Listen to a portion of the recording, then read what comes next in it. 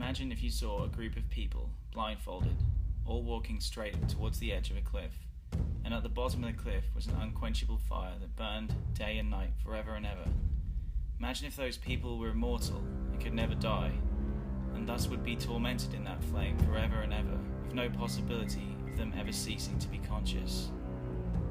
Now imagine there was a man who tried to stand in their way, and who lifted his voice and shouted warnings to the blind people, telling them to turn around, telling them to stop what they're doing, zealously trying to stop them walking off the cliff and into the fire.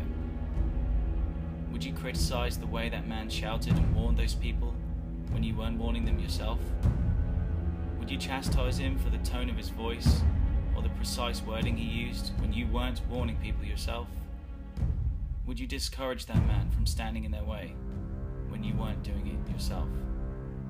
Would you say, it's not loving to lift your voice, it's not loving to talk to these people about such offensive things as an unquenchable fire that burns forever and ever? To do so would make an absolute mockery of the situation.